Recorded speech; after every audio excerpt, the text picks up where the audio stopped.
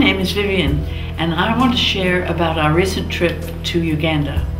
We went with Impact Nations. Their idea is to advance the kingdom in the villages. They don't go to the main towns, they go to the villages. And they do microloans, they take care of clean water, agriculture, orphanages. And the main thing that we did this time was we had a medical clinic. And we went and we combined the spiritual and the medical together. We would go into the villages and set up clinics in the schools, in the little rundown churches that they had.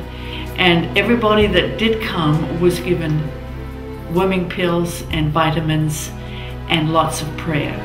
And they all felt loved and appreciated whether they got to see the doctors or not. We had different jobs on different days. Some days we'd work in the pharmacy and mix the antibiotics and count the pills. Other days we would check people in and ask them what they needed. And then other days we'd just take people from where they were to the next station and kind of keep them orderly and in line. I prayed for 160 people that day. They had written on their little cards what they needed prayer for, so that was good because the translators kept disappearing. People were healed of all kinds of things. A lot of them had cloudy eyes, probably from the charcoal that they were cooking in their houses with, and a lot of them, their eyes could see. Pain left, coughs left, smiles broke out all over the place. There was one lady who had numb hands. She couldn't use her hands at all, and so we prayed for that, and she was moving her hands just fine.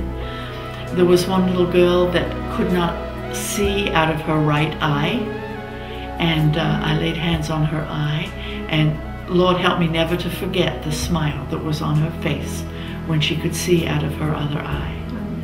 So it was a glorious day, and it was good for them, because not even if they didn't get healed, they had the attention, they felt the love of God. And that's how we would pray. We'd release the love, and then we would command the healing. We went to crusades in the evening. We'd just mix in with the crowd, and we had translator, and for an hour and a half, we'd just lay hands on one person after another, and the interpreter would keep saying, his pain is gone. His eyes, he can see. He just wants a blessing. Just bless him.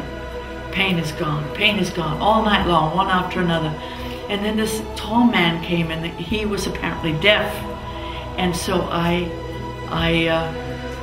asked God to love on him, and then I placed my hands on his ears and commanded the ears to open. And he's standing there looking very confused. And the interpreter said he can hear. And I thought, well, what's going on? And I thought, well, it's all this noise. He's never heard it before. He's totally confused. So I started clapping and got him to start clapping and praising God for his healing. And that was marvelous. People up and down the streets would come and heard what was going on and were giving their lives to Jesus.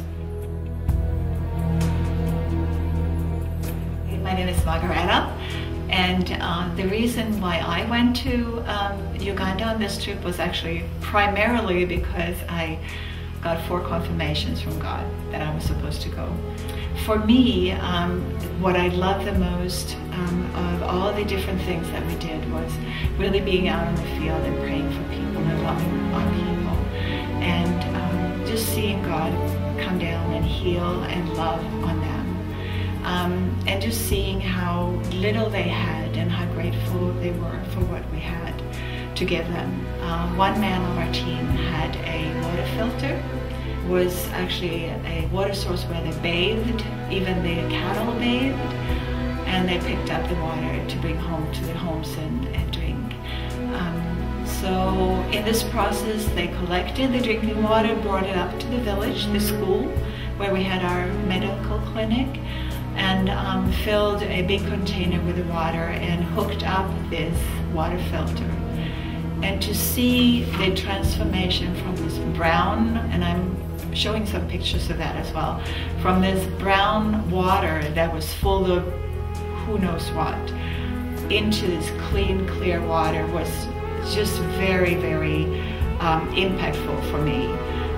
Of course, just knowing what that meant for the village, for those who drink the water, for their health and well-being, was tremendous. But also it represented so much more to me. It represented life, life in all sort of forms, and it represented the medicine that we gave out, the prayers that God answered, the healings that happened.